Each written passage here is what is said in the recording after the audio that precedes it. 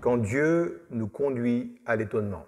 Et je voudrais vous apporter une lecture qui se trouve dans Ésaïe, chapitre 29, verset 14, où il est dit ceci, « C'est pourquoi je continue à étonner ce peuple en lui donnant sujet d'étonnement sur sujet d'étonnement. La sagesse des sages s'y perdra et l'intelligence des intelligents ira se cacher. » Je dirais en introduction que Dieu s'est fixé comme objectif, depuis qu'on lui a donné nos vies, nos cœurs, s'est fixé comme objectif de nous faire grandir, de nous faire évoluer, dans un seul but, que nous puissions tous entrer dans notre destination. Tous ces enseignements qui sont fondamentaux pour nous faire grandir se trouvent dans la parole de Dieu. Il n'y a rien à y ajouter, et si quelqu'un avait la possibilité d'aller puiser dans la parole de Dieu tous ces enseignements, naturellement, il pourrait grandir. Mais parfois, pour ne pas dire très souvent, je ne vais pas chercher dans la Bible tout ce qui m'est nécessaire à mon épanouissement.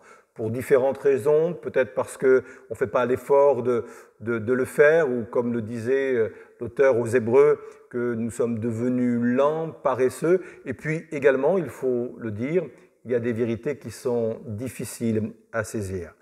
Donc si on ne peut pas de nous-mêmes aller chercher dans la parole de Dieu, dans la Bible, tous les enseignements fondamentaux qui pourraient nous servir à grandir, eh bien Dieu va s'y prendre autrement. Et pour cela, il va utiliser des mots qu'on n'aime pas trop, l'épreuve, les problèmes et les crises. Il y a un exemple très flagrant dans la parole de Dieu, et notamment dans les évangiles, c'est celui de Pierre. Je ne sais pas ce que vous en pensez, mais je trouve que Pierre, il a quand même parfois accumulé des galères. Je vais en citer simplement quelques-unes.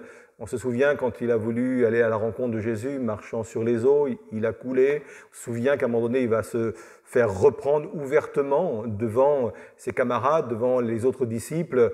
Et je pense qu'il a vécu là un moment d'humiliation. On se souvient également que c'est encore lui qui, à un moment donné, a renié publiquement le Maître. Et j'aurais pu ajouter encore d'autres exemples. Mais en citant l'exemple de Pierre, je me dis que nous sommes aussi un peu comme lui. Et si Jésus fait cela, c'est parce que Pierre n'a pas retenu les enseignements que Jésus pouvait dire jour après jour. Il s'est adressé parfois à des foules nombreuses. Et je vais le dire comme cela, mais Jésus était obligé de faire avec Pierre des cours de rattrapage, j'allais dire des cours du soir. Et Dieu est souvent, parfois, obligé de faire la même chose avec nous. Maintenant, je vais ouvrir une parenthèse, il faut être clair, les épreuves ne viennent pas de Dieu, les crises, les problèmes ne viennent pas de Dieu. Dieu est trop saint, Dieu est trop pur pour imaginer un problème, pour imaginer une épreuve, pour concevoir quelque chose de mal. Mais puisque les épreuves sont là, puisque les crises sont là, et bien souvent c'est les choix, ce sont les choix des hommes qui ont décidé de vivre sans Dieu, eh bien Dieu les utilise pour nous faire grandir. Et s'il utilise les crises, c'est parce qu'elles ont la particularité de créer en nous l'étonnement. Et là, on arrive au cœur du message. Les philosophes disent que l'homme est le seul animal qui s'étonne. Et là, je vais revenir vraiment sur mon texte d'introduction, parce que le peuple de Juda est en train de vivre une crise énorme, et Dieu est en train de lui dire « J'utilise cette crise pour provoquer en vous l'étonnement ». Je vais relire ce texte, c'est la version NBS, Nouvelle Bible Second. Il dit « C'est pourquoi je continue à étonner ce peuple, en lui donnant sujet d'étonnement sur sujet d'étonnement. La sagesse des sages s'y perdra et l'intelligence des intelligents ira se cacher. » On va s'arrêter sur le mot étonnement. Pourquoi Dieu utilise les crises pour provoquer en nous l'étonnement? Parce que l'étonnement a cette particularité de créer en nous, chez nous, un mouvement de recul. Naturellement, même on le fait physiquement, quand je suis surpris, quand je suis étonné, naturellement, physiquement, je fais ce mouvement de recul. De plus, quand je lis le mot étonnement dans la Bible, le sens littéral dit être projeté d'une position ou devenir extérieur à un problème, extérieur, c'est-à-dire prendre de la hauteur, prendre du recul. Plus la crise est grande, plus la surprise est grande, plus le mouvement de recul est important. Cette crise sanitaire qu'on a appelée le Covid-19 est vraiment étonnante. On n'a jamais vu ça, on n'a jamais entendu cela, et depuis quelques jours, il y a beaucoup de superlatifs qui sont utilisés pour manifester, là encore, notre étonnement. Et là, franchement, je ne sais pas comment vous avez vécu cette lecture d'Ésaïe concernant le peuple de Juda, mais je trouve que cette lecture, ces mots, correspondent assez bien, pour ne pas dire parfaitement, à notre situation. Et si nous nous servions de cette crise pour prendre le recul nécessaire, un recul nécessaire sur nos pratiques, un recul nécessaire sur nos attitudes, un recul nécessaire sur notre façon de penser. Je pense que comme beaucoup, vous avez écouté l'allocution de notre président de la République, M. Macron, lundi dernier, et il a dit quelque chose qui m'a tout de suite interpellé. Il a dit ces mots, je le cite, qu'il fallait retrouver le sens de l'essentiel. Est-ce que nous aurions ou nous n'aurions pas perdu dans notre façon d'aborder la vie le sens de l'essentiel? Dans ma façon d'aborder ma vie spirituelle, dans ma façon d'aborder ma vie familiale, ma vie professionnelle, dans ma façon d'aborder ma relation à l'autre, est-ce que dans tous ces domaines de ma vie, est-ce que je n'ai pas perdu le sens de l'essentiel? Et cette crise doit vraiment nous mettre à cœur de prendre le recul nécessaire. C'est cet effet escompté. C'est sans aucun doute le désir que Dieu veut créer en nous au travers de cet événement si particulier, créer en nous ce mouvement de recul, cet étonnement, cette surprise qui va nous amener à prendre de la hauteur, à prendre du recul et nous amener à peut-être prendre certaines décisions. Le mot étonnement a un autre sens également très intéressant. Il veut dire également fendre. Quand je regarde dans le dictionnaire, il y a cette expression étonner le marbre. C'est une expression technique, professionnelle, que les marbriers employaient il y a quelques années de cela, c'est-à-dire qu'on lui donnait un choc, un petit choc, délicatement, mais suffisamment fort pour justement fendre le marbre. La crise a ce but-là également, venir fendre en nous, dans nos cœurs, la partie la plus dure, la partie la plus résistante, afin d'atteindre celle qui est plus tendre, je vais le dire autrement, plus malléable, afin que Dieu puisse l'utiliser. On n'oublie pas l'objectif premier de Dieu, c'est de nous changer, de nous transformer, afin de devenir meilleurs, afin de nous permettre de grandir. Dieu a fait la même chose avec Pharaon. Il a envoyé une crise étonnante au travers des 10 plaies. On se souvient de la première plaie quand toutes les eaux de la terre d'Égypte a été changées en sang, mais c'était étonnant, ils n'avaient jamais vu cela. Et le but, c'était d'étonner dans le sens de frapper afin de fendre le cœur de Pharaon. Mais à chaque fois, la Bible nous dit que Pharaon a endurci encore plus son cœur. Et Dieu a créé encore une crise assez forte au travers de toutes ces grenouilles qui ont remonté du fleuve et qui sont allées se loger dans les maisons, la Bible nous dit dans les chambres, nous dit même dans les fourneaux. Tout cela dans le but d'étonner, de surprendre, de frapper au cœur afin de fendre la partie la plus dure, afin de trouver la partie la plus malléable, parce que Dieu voulait parler à Pharaon, mais il s'est encore endurci. Puis il y a eu la poussière qui a été soulevée, et de cette poussière est sorti des milliards et des milliards de poux, et ça, encore une fois, c'était hyper étonnant pour le peuple égyptien, y compris pour le peuple hébreu. Jamais ils n'avaient vu cela, et je m'imagine que cela a dû créer beaucoup de remous dans le cœur de ce peuple, mais la Bible nous dit que Pharaon a continué à endurcir son cœur. Jusqu'au moment où il est dit également que Dieu lui-même a endurci le cœur de Pharaon. On ne va pas rentrer dans les détails, une explication détaillée de cela.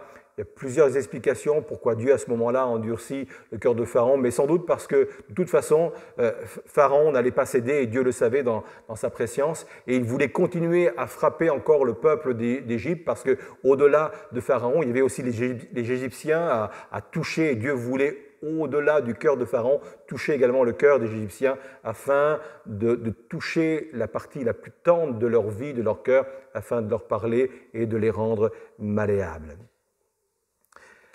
Alors oui, Dieu veut atteindre, au travers de cette crise, au travers de cet étonnement, Dieu veut atteindre la partie la plus malléable. C'est pour cela qu'il vient nous chercher, parce qu'il désire vraiment toucher notre cœur et déposer en nous ce dont nous avons besoin. Alors ne passons pas à cette crise sans retirer tout le bénéfice escompté. Il y a un mot en chinois pour parler justement de crise. Alors excusez mon pauvre chinois, ce n'est pas la seconde langue que j'ai choisie quand j'étais au collège ou au lycée, mais je m'excuse peut-être pour l'accent, c'est le mot weiji.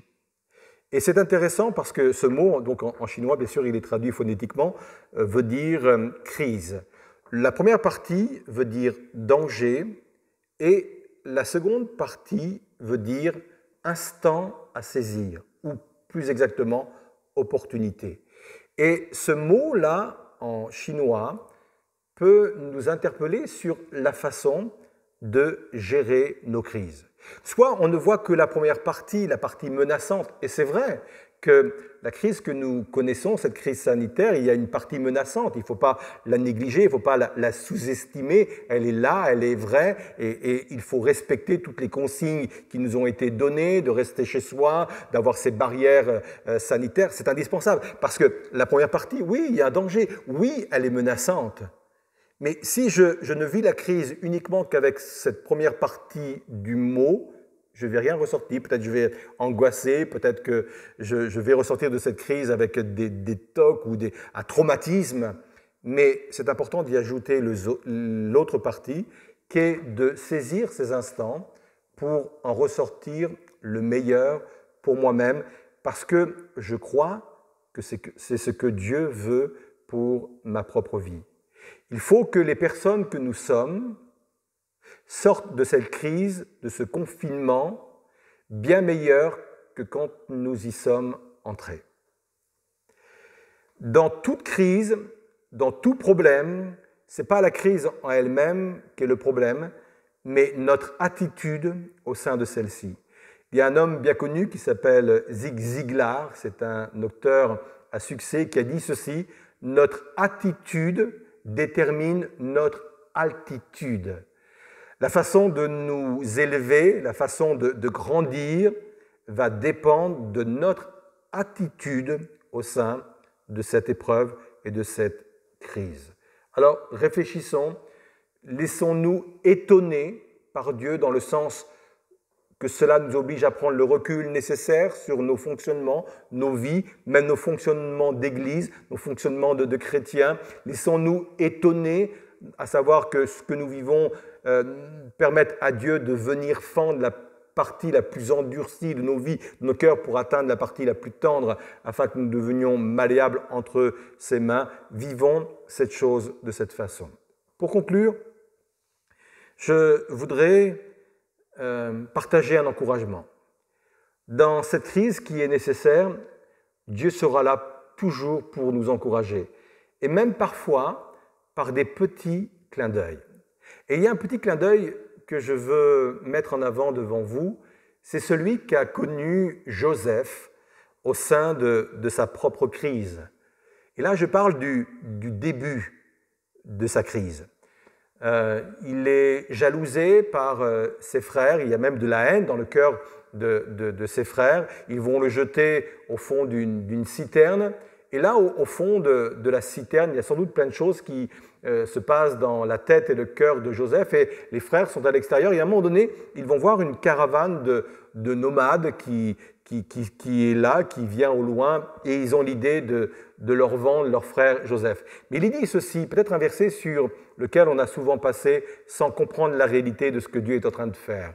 Genèse 37, verset 25, il est dit ceci, « Ils s'assirent ensuite pour manger, donc les frères, alors que Joseph était au fond. Ayant levé les yeux, ils virent une caravane d'Ismaélites venant de Galaad. Leurs chameaux étaient chargés d'aromates, de baumes, de myrrhe qu'ils transportaient en Égypte. » J'aime toujours étudier le contexte d'une histoire, le contexte d'un verset. C'est pour cela que je vais chercher des fois des historiens pour nous expliquer tout ce qu'il y a derrière. Et ce qui est important, c'est que les historiens nous disent que les nomades, c'était des Arabes, les nomades avaient l'habitude de transporter uniquement des pots et du pétrole d'odeur nauséabonde. Et là, je me dis, mais Dieu, il fait un petit clin d'œil à Joseph. Il est en pleine crise, et dans cette crise, au lieu de le transporter au milieu de choses désagréables que pourraient être des pots, que pourrait être du pétrole qui sent fort, qui sent mauvais, il a préparé un convoi exceptionnel pour lui, puisque la Bible nous dit que ce convoi était chargé d'aromates, de baumes et de myrrhe. Peut-être que ça ne va pas régler tous les problèmes de Joseph, mais je pense qu'il a dû voir au travers de cette caravane le clin d'œil de Dieu.